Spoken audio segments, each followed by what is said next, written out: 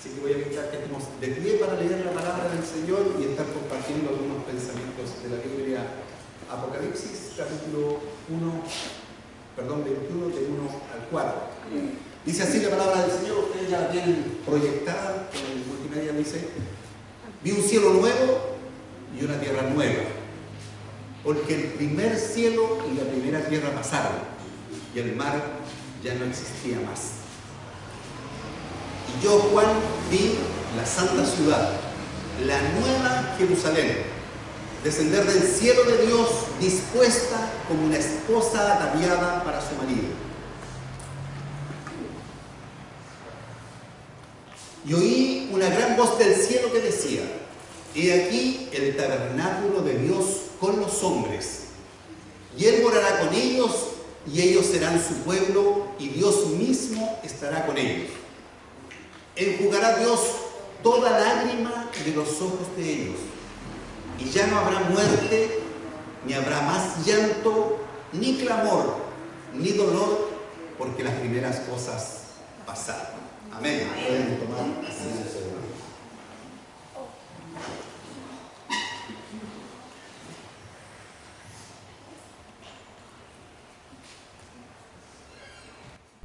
Hay algunas promesas que se han hecho famosas en la historia. Yo buscaba alguna promesa para introducir esta meditación respecto a cómo el Señor cumple sus promesas. El 17 de marzo busqué el dato del año 1942, durante la Segunda Guerra Mundial. En Filipinas, las fuerzas japonesas rodeaban Filipinas y habían tropas norteamericanas. Y había un general norteamericano que se llamaba Douglas MacArthur, que había prometido defender la isla, pero había tanta fuerza enemiga que fue imposible. Entonces le ordenaron de la superioridad del mando que tenía que irse de Filipinas. Y él no quería hacerlo. Pero cuando se va, él hace una promesa. Y él dice: volveré. Y hace que esta promesa sea esparcida por toda Filipinas y dice: tengan fe, sigan batallando, no se rindan, yo voy a volver y vamos a liberar esta isla de ustedes. ¿Cuánto se demoró este general en cumplir esta promesa? Casi 2 años y medio. El 20 de octubre de 1944, MacArthur volvió con tropas norteamericanas a retomar la isla y a liberarla entonces del ataque de las tropas japonesas. Él es una persona común y corriente, llena de defectos, pero pudo cumplir su promesa. La pregunta es si nosotros estamos conscientes de las promesas que ha hecho el Señor. Acabamos de leer un versículo que tiene un montón de promesas. Y tiene que ver con promesas de nuestro bienestar, de la paz del corazón, de lo que significa enfrentar dificultades. Ahora, voy a decir una cosa que es de perogrullo, que es obvia. Todos, Emanuel no está incluido. Los chicos no están incluidos. Pero todos los grandes tenemos muchas dificultades. No sé si usted no las tiene. Si usted no tiene dificultad, hermano, oiga, dele gracias a Dios. Pero yo tuviera la oportunidad de conversar solo con cada uno de ustedes y ustedes tuvieran la capacidad de ser sinceros de lo que les pasa en el corazón, sin duda encontraría una cantidad de luchas, de tristezas, de dificultades, de amarguras, de incomprensiones. Esas cosas que están detrás de nuestra sonrisa. ¿Y cómo está, hermano? Bien, hermano. Eso está detrás de esa expresión. Porque esa es una expresión de buena crianza. ¿Cómo está, hermano? Bien, hermano. Y con una sonrisa en los labios. Pero a veces por dentro tú estás lleno de luchas. Estás lleno de cansancio. Estás lleno de soledad. Como bien decía mi hermana, llena de soledad, llena a veces de tristeza, dificultades. Pero por fuera nos vemos impeque. Ternito, corbatita, tratando de andar planchadito. A mí me gusta andar planchadito, plancho mis camisas, que queden bonitas. Pero cada uno de nosotros tiene sus propias dificultades. Son parte de nuestra vida. No podemos evitarlas. Y generalmente las personas nos ven bien. Pero solo el Señor conoce lo que pasa en nuestro corazón. Solo el Señor sabe lo que pasa cuando estamos solos. O solo el Señor sabe cuando ya todos se fueron a acostar y tú estás en tu lugar de comunión con Dios y tú te comprometes un tiempo de comunión, de oración con Dios, y tú puedes sacar de tu corazón todas tus inquietudes, todos tus temores, todas tus inseguridades, todas tus frustraciones, porque nuestro carácter de repente igual nos juega. ¿Por qué debe pasar esto? ¿O no le ha pasado a usted? ¿Por qué tiene que suceder esto? ¿Por qué las cosas son así? Y entendiendo que somos tan distintos, hermanos, hay cosas que para mí son como absolutamente fuera de lo que corresponde, y para otras personas dicen, nada que ver, no, pues si no tiene importancia eso. Pero como algunos tenemos algunos defectos de formación, defectos de costumbre, defectos a lo mejor hasta nuestra estructura mental, nosotros decimos, no, esto es insoportable. Y para otras personas, ahora que ver, es un detalle, no sé por qué el pastor se amarga por esa cuestión, ahora que a él le importa. Y lo dicen de todo corazón. ¿Por qué les digo esto, hermano? Porque generalmente nosotros, y naturalmente, nosotros estamos viendo el mundo desde la perspectiva propia, evidentemente. Nos cuesta mucho ponernos en la perspectiva del otro. Pero primera advertencia que le quiero hacer desde este lugar santo, que es el lugar donde predicamos la palabra. Nunca juzgue a nadie por el aspecto externo. Nunca juzgue a nadie por la sonrisa. Nunca juzgue a nadie porque lo ve llegar a la iglesia todos los domingos. Nunca lo juzgue como que si todo anduviera bien. Porque dentro de nuestro corazón hay una cantidad enorme de luchas y dificultades que solo Dios conoce. Dios conoce mis batallas, Dios conoce mis amarguras, Dios conoce mis frustraciones, Dios conoce mis enfermedades. Dios conoce mis limitaciones. Dios conoce mis amarguras. Dios conoce esas cosas que se ponen delante de mí como un muro enorme que no puedo pasar. Y esas dificultades, todos las tenemos. Voy a decir alguna cosa que a lo mejor le va a sonar extraña. Pero como esto está grabado, voy a hacerme responsable de lo que digo. Hay cosas que los maridos sufrimos que ni nuestra esposa sabe. Ni nuestra esposa sabe. ¿Y sabe por qué? Porque no tiene por qué saberlo. No tiene por qué saberlo, porque es mi responsabilidad como marido ver algunos aspectos de mi familia.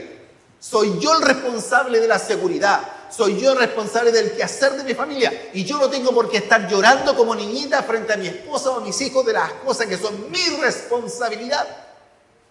Pero eso lo vivo yo con el Señor. No lo vive nadie más. Pero por otra parte, mi esposa también sufre situaciones de las cuales yo no me entero. Ella solo se las cuenta al Señor. Ella solo las vive con el Señor. Ella las comunica en su momento de clamor, de oración. Y eso tiene que ver, hermano, con nuestra vida personal. Nosotros generalmente tenemos un mundo de situaciones que tenemos detrás de nuestro corazón. Entonces, nunca se confíe cuando la gente se ve como tan victoriosa, como tan fluyendo en la vida, como si nada pasara. Mire, los cabros chicos son los únicos que lo pasan bien. Eso no tienen ni idea para dónde va la micro. Saben que uno mete la tarjeta y sale plana, eso es lo que saben los cabros chicos. Pero no tienen idea de nada más. Ellos no tienen idea cómo es la vida. Pero los que tenemos responsabilidades sabemos que frente al mundo hay una gran cantidad de dificultades. Entonces, ¿qué nos queda? ¿Sabe lo que nos queda? Aferrarnos de aquel que cumple sus promesas. Aferrarnos de aquel que cumple su palabra. La palabra del Señor tiene una cantidad enorme de promesas. En el libro de Génesis capítulo 3, versículo 15, hay una promesa que dice de la siguiente manera. Dice el Señor, y pondré enemistad entre ti y la mujer, entre tu simiente y la simiente suya. Esta te herirá en la cabeza y tú la herirás en el calcañar. Y esta es una promesa hecha en el libro de Génesis al principio. Se llama el protoevangelio, es decir, los primeros atisbos de lo que iba a suceder. ¿Cuándo se hace esta promesa? Esta promesa se hace cuando el hombre se ha alejado de Dios. El hombre por su libertad arruina su relación con Dios. No fue Dios que se alejó de nosotros. Fuimos nosotros los que nos alejamos de Dios. Y de una manera imposible de resolver, porque al pecar el hombre se pone en una posición que no puede tener comunión con Dios. Y ¿sabe? Cuando pasa esto, que es como un cáncer, como una enfermedad irremediable, ¿sabe lo que hace el Señor? Dice, yo lo arreglo, yo voy a dar la solución. Y a lo mejor Adán, frente a esta situación, y Eva, que sabían que habían pecado, se habían apartado de Dios, sabían que no había solución para esto, pero Dios dice, yo prometo que lo arreglo. Y aparece esta promesa. Es una promesa donde hay un anunciar, un proyectar en el futuro una batalla. Dice, y haré, antes de esa, estoy todavía en Génesis capítulo 3, versículo 15. Dice, capítulo 3, versículo 15, manténganme ese por favor. Y dice, y haré, ahí está, y pondré enemistad, dice, entre ti y la mujer. ¿A quién le está hablando? Le está hablando a la serpiente. Y entre tu simiente y la simiente suya, esta te herirá la cabeza y tú le herirás en el calcañar. Esta es una declaración de que la serpiente que había tomado control de la vida de los seres humanos no iba a ser para siempre. El Señor promete, yo lo voy a arreglar. Pero ¿cómo lo va a arreglar? Va a enviar un guerrero a pelear nuestra batalla. Ese guerrero va a solucionar el problema del pecado del hombre. Esta es una promesa que es una promesa de redención. Es una promesa de rescatar al hombre de la situación del pecado. Alguien va a pagar un precio. Cuando dice, ella te herirá en el calcañar, hay un precio que pagar. Por lo tanto, esta es la primera oportunidad en que se menciona que en el futuro va a haber una situación en que alguien va a pagar un precio caro. Cuando nosotros miramos la cruz de Cristo, vemos el cumplimiento de esta palabra del Señor. Esta promesa hecha por Dios para los seres humanos se cumple en Cristo. ¿Quién es el que pelea nuestra batalla? El Hijo de la mujer. Haré una batalla, un enfrentamiento entre la simiente de la serpiente y la simiente de la mujer. La simiente de la serpiente es Satanás, la simiente de la mujer, Jesucristo, el Hijo de Dios. Él viene a dar su vida por nosotros. Y esta es una promesa cumplida, hermanos. Los que vivieron en el Antiguo Testamento miraban esto a futuro. ¿Será que Dios algún día nos va a rescatar? ¿Será que vendrá el Hijo de Dios a salvarnos? Nosotros tenemos el privilegio de mirar esto hacia el pasado y decir, el Dios del cielo cumplió su palabra, cumplió su promesa. Él envió a su Hijo a salvarnos. Él envió a su Hijo a perdonar nuestros pecados. Pero no es la única promesa que aparece en la Biblia. Ahora sí, Génesis capítulo 3, versículo 15, Génesis capítulo 12, versículo 2 y 3. Ahora sí me sirve el siguiente. Dice, y haré de ti una nación grande y te bendeciré y engrandeceré tu nombre y serás bendición. Versículo 3. Y bendeciré a los que te bendijeren y a los que te maldijeren maldeciré. Y serán benditas en ti todas las familias de la tierra. Otra promesa. ¿A quién se da esta promesa? A Abraham. Esta promesa es notable. Es una promesa de bendición. Es una promesa que tiene que ver con elementos personales. Dice, te voy a bendecir a ti. Y a través de ti voy a bendecir a todas las naciones. Así que hay dos dimensiones de esta promesa. Una bendición personal para Abraham y una bendición para toda la humanidad a través de Abraham. ¿A quién se le hace una promesa? A un hombre viejo, con una esposa estéril, sin familia. Y le dice al Señor, hará de ti una nación tan grande que cuando tú quieras contar tus hijos es como contar las estrellas del cielo o la arena del mar. Era tan absurdo una promesa. Tampoco la recibe de inmediato. Desde cuando Abraham recibe esta promesa a los 75 años, pasan 25 años para que el Señor cumpla su promesa. Cuando hablábamos de este general, pasaron 2 años y medio nomás y él volvió a salvar a las Filipinas. Sin embargo, aquí pasaron 25 años para que se cumpliera. Pero sabe, el que prometió, cumplió. Cuando pensamos, ¿quién fue el que vino a salvarnos? Jesucristo. Cuando pensamos esta promesa que se les Abraham, y serán benditas en ti todas las naciones de la tierra, ¿cómo un descendiente de Abraham puede bendecir a todas las naciones de la tierra? Porque de Abraham y su descendencia viene el pueblo de Israel, y del pueblo de Israel viene Jesucristo el Señor. Así que el cumplimiento de la primera promesa es en Cristo. El cumplimiento de la segunda promesa es en Cristo. Cristo es el cumplimiento de las promesas. En Él se cumplen las promesas. Viejos los dos, casi muertos, ancianos. Sara, una mujer estéril, a los 90 años, Dios hace un milagro y permite que conciba un bebé, y ese bebé se convierte en la risa de esta mujer, por eso le pone Isaac. Y viene de la muerte de estos hombres viejos, este hombre y mujer vieja, nace la vida, nace su alegría, nace su hijo llamado Isaac. Cumplimiento de la promesa. Dios prometió, Dios cumplió. ¿Solo le promete Dios a gente espectacular, gente ejemplar, gente notable? ¿Sabe? No. Porque las promesas de Dios no dependen de nuestras condiciones. Dios no depende de nosotros para hacer cosas. Cuando Él se propone hacer algo, lo hace como Él puede, con quien quiere. Él es soberano. Si nosotros leemos el texto de Primera de Crónicas, capítulo 17, del versículo 11 al 14, encontramos otra promesa. Primera de Crónicas 17, del 11 al 14. Dice así: y cuando tus días sean cumplidos, esto se lo está diciendo a David, cuando tus días sean cumplidos, cuando ya estés viejito, cuando se te caiga el pelo y te pongas canoso, para irte con tus padres, levantaré descendencia después de ti, a uno de entre tus hijos, y afirmaré su reino. Versículo 12. Y me edificará casa, este hijo que te voy a dar, me edificará casa, y yo confirmaré su trono eternamente. Yo lo seré por padre, y él me será por hijo, y no quitaré de él mi misericordia, como la quité de aquel que fue antes de ti, de Saúl. Saúl fue desechado. El hijo de David no va a ser desechado.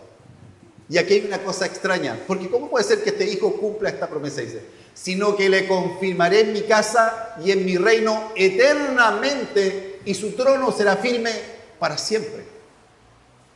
¿Cómo la promesa de un ser humano puede ser que tenga un reino eterno y que nunca se acabe y que su reino va a ser para siempre? Entonces aquí hay una explicación compleja.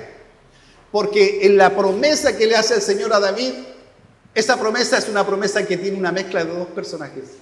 Cuando dice que él va a tener un hijo que va a estar en su lugar, se está refiriendo a Salomón. Y que ese hijo va a edificar un templo, se cumple, el templo de Salomón. Pero cuando ese hijo dice que va a tener un reino eterno que nunca se va a acabar, ese no es Salomón. Salomón se le acabó el reino cuando él se muere. Sin embargo, hay un descendiente de Salomón que tiene un reino eterno. El descendiente eterno se llama Jesucristo el Señor. Él es el que tiene el reino eterno. Nuevamente el cumplimiento de la palabra es en Cristo. Es en Cristo. Entonces nosotros miramos, hermanos, que Dios elige a David y a través de él, de la descendencia de él, elige un rey eterno. ¿Por qué me parece interesante? ¿Es David un hombre ejemplar? El Señor dice, David es un rey según el corazón de Dios. Pero David no es ejemplar. David es un hombre lleno de defectos. David es un hombre que cometió adulterio. David es un hombre que cometió homicidio. David es un hombre que despreció la ley del Señor. David es un hombre que se quedó descansando mientras todos iban a la guerra. Él estaba en su palacio. Tantos defectos. Y sin embargo, hay algún aspecto de la vida de David que dice, si al Señor le digo, Señor, ¿cómo puede ser un rey según tu corazón? ¿Cómo puede ser que tú digas, no, este es un rey según mi corazón? ¿Sabe? Cada vez que David pecó delante de Dios, ¿sabe cuál es la actitud de David? Nunca negó su pecado. Siempre dijo, Señor, tú tienes la razón. Yo pequé, no tengo oportunidad, Señor. No soy digno de ti. Desde cuando fui concebido siempre lo he hecho todo mal. Entonces en David hay ciertos atributos, hermanos, que Dios reconoce como valiosos. ¿Qué quiero decir con esto? Que cuando Dios hace promesa, no depende de que nosotros tengamos grandes dificultades o seamos personas llenas de defectos, porque Dios no depende de su perfección. Si Dios dependiera de nuestra perfección para hacer algo, Dios nunca haría nada, pues, hermano. ¿Si quién puede decir que es perfecto? Estamos llenos de defectos. Pero cuando un corazón en medio de los defectos dice, Señor, ayúdame a hacer algo por ti, sabe, Dios se toma en serio esa palabra. ¿Será que nosotros tenemos esa actitud? Cuando miramos lo que dice la palabra del Señor, podemos pasar una mañana, una tarde entera hablando de las promesas que Dios hizo. Y cada vez que el Señor prometió algo, el Señor cumplió su promesa. Por lo tanto, cuando nosotros miramos la palabra del Señor, nos encontramos con esta palabra que hicimos al principio como un texto introductorio. ¿Cuáles son las expresiones que aparecen en este texto que leímos al principio? Apocalipsis capítulo 21. Si podemos recordar alguna de las cosas, 21 del 1 al 4. Promesas del Señor. Dice, vi un cielo nuevo y una tierra nueva, porque el primer cielo y la primera tierra pasaron y el mar ya no existía más. Estas promesas son para el final de los tiempos, cuando ya todo haya concluido. Y yo, Juan, dice, versículo 2, muy bien. Y yo, Juan, vi la santa ciudad. La Biblia dice que vendrá un lugar nuevo para habitar los seres humanos. Va a haber un nuevo espacio. No nos vamos a quedar en este día. Así que todos los que tratan de cuidar la naturaleza, bien por ellos, pero no nos vamos a quedar aquí. No, esta tierra no da para la humanidad que ha existido. Desde que existe la humanidad hasta ahora, no cabemos todo aquí. Esta casa no nos alcanza. Por lo tanto, Dios ha preparado un nuevo lugar. Yo vi, dice yo, Juan, vi la santa ciudad, la nueva Jerusalén, descender del cielo de Dios, dispuesta como una esposa ataviada para su marido. Un nuevo lugar para habitar con Dios. Versículo 3, gracias. Y oí una gran voz del cielo que decía, he aquí el tabernáculo de Dios con los hombres. Mire, esta es la promesa. La promesa es que algún día vamos a estar en la presencia del Señor. Porque dice que es un tabernáculo de Dios con los hombres. Hay una promesa que estaremos. ¿Será que esto está refrendado en la Biblia?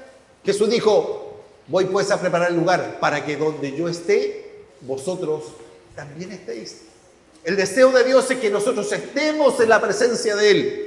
El deseo de Dios no es que nos quedemos para siempre en un sueño eterno sin existir, no. La Biblia habla de que después de esta tierra, después de este mundo va a haber una nueva vida en que estaremos en comunión con Dios si nos acercamos y aceptamos al Señor como nuestro Salvador. El tabernáculo de Dios con los hombres, y Él morará con ellos. Qué primera promesa maravillosa. ¿Quién va a estar con nosotros? El Señor. No solo que estará en nuestros corazones, porque en cada creyente Dios está en su corazón. Cada uno de los que han aceptado a Jesús como su Salvador, dice la Biblia que Él viene a morar en nuestros corazones.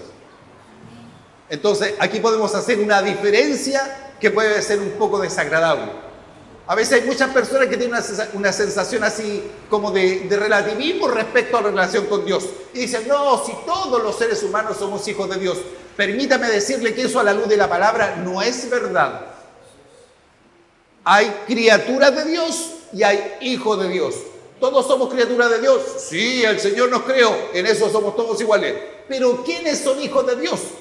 Los que en algún momento, en una decisión consciente de esa conciencia que Dios nos dio, estuvieron dispuestos a decir, yo quiero pedirle a Dios que comience a habitar en mi corazón y que sea mi Señor. Esos que aceptan a Jesús conscientemente, esos son hijos de Dios. Pero para eso hay que hacer una decisión de fe.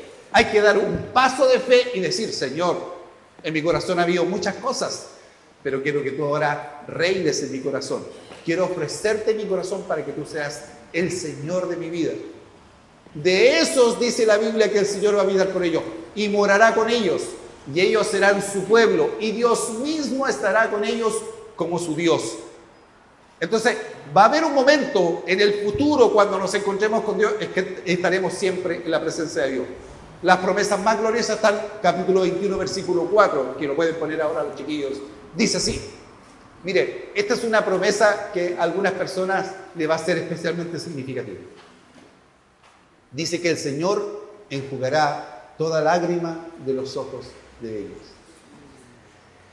Qué cosa más maravillosa pensar que el Señor nos va a consolar. ¿Cuándo se enjuga una lágrima? Se enjuga una lágrima cuando va corriendo en la bicicleta, se cae y sale llorando y uno corre, lo abraza y dice, ya pasó, ya pasó. ¿Sabe? Algún día el Señor te va a tomar en sus brazos y te va a decir, hija, ya pasó ya. La pena pasó, la tristeza pasó, el dolor pasó. Deja de llorar y estás conmigo. Ya quedó atrás todo ese sentimiento. Qué glorioso va a ser el momento cuando el Señor consuele y dice que sé que enjugará a Dios toda lágrima de los ojos de ellos. Es una maravillosa promesa. Segunda promesa dice, y no habrá más muerte. La muerte siempre tiene que ver con dolor, con pena, con separarnos de seres que son amados para nosotros. Seres que son significativos, que fueron importantes, que fueron parte vital en nuestra vida. Y qué terrible cuando nos acordamos que nos separamos de ellos, que eran importantes en nuestra existencia, que nos formaron o que fueron seres queridos, especiales. Separarnos fue doloroso, pero dice que va a haber un momento que no va a haber más muerte.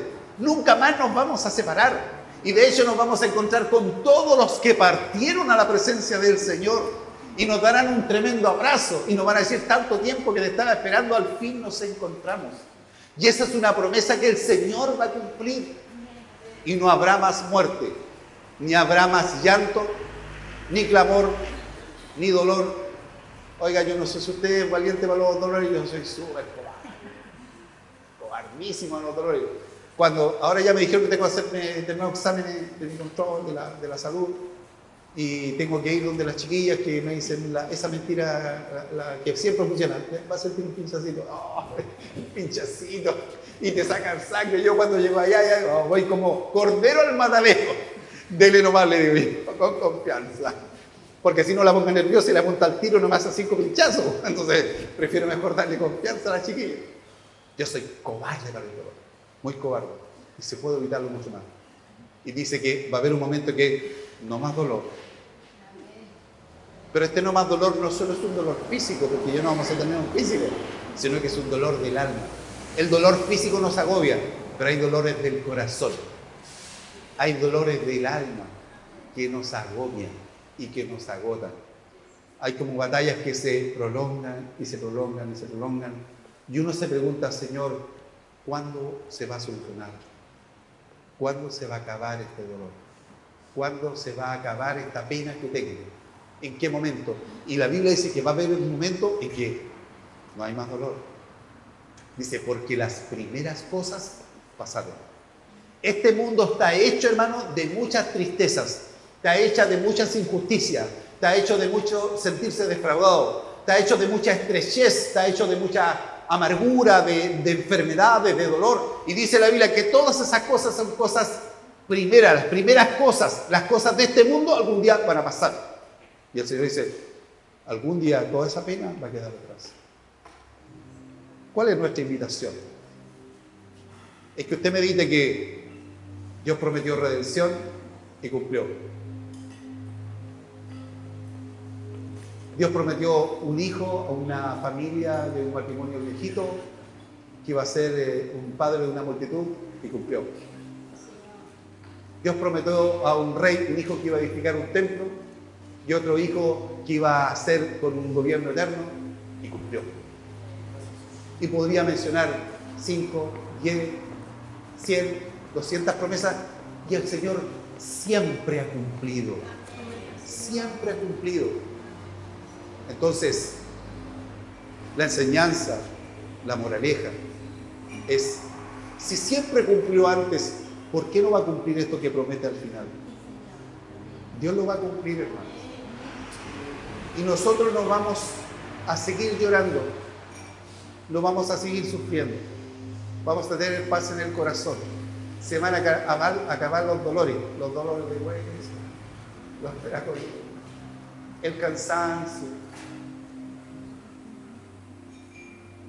Hay momentos, hermanos, de tanta paz y de tanta felicidad que son como momentos pequeñitos en la vida, donde uno tiene tanto gozo. Y cuando uno tiene tanto gozo, como que el dolor se borra. ¿Le ha pasado a usted un momento de mucho gozo? Como que se olvida la enfermedad, el dolor de todo, porque es tanto el gozo. Yo me acuerdo, por ejemplo, cuando recibí a mi hijo, era un gozo, una alegría tan grande, un bebé chiquitito, que era mi bebé. O cuando conocí a mi nieto, fue mejor que cuando conocí a mi nieto. Perdón por mis hijos. Perdón, Cristian. Pero uno ve a los nietos. ¡Qué felicidad más grande! Y sabe, cuando pasa eso, si tú andabas con dolor de espalda, ¿quién se preocupa de dolor de espalda cuando viene a ver tu brazo? Es hermoso. Va a haber un momento en la presencia de Dios, hermano, que todas las penas se van a acabar. Que toda la soledad se va a acabar. Y aquellas personas que no están contigo te van a volver a abrazar. ¡Qué glorioso! Volver a abrazar a esos que amamos, que no los tenemos en tanto tiempo. Y nunca más nos vamos a separar. Eso es maravilloso. Aquellas personas que extrañamos, algún día las volveremos a abrazar. Por lo tanto, la invitación es: confiemos en la promesa del Señor. Él siempre ha cumplido. Él volverá. No va a haber más soledad, más llanto, más muerte, más dolor, porque la promesa de que el que ha hecho esa promesa es fiel. Dios ha sido fiel antes, seguirá siendo fiel ahora. Yo te quiero invitar que ahí donde tú estás, inclines tu rostro. Que puedas tener un momento de sinceridad con Dios. No tienes que escuchar a tu compañero ahí de silla y decirle: Señor, esto que tanto me duele, Señor, creo que algún día se va a acabar este dolor. Esta pena que tengo en el corazón sé que algún día va a pasar. No voy a tener que seguir luchando cada día que me cuesta tanto, buscando posibilidades, cómo avanzar, cómo cuidar a mi familia.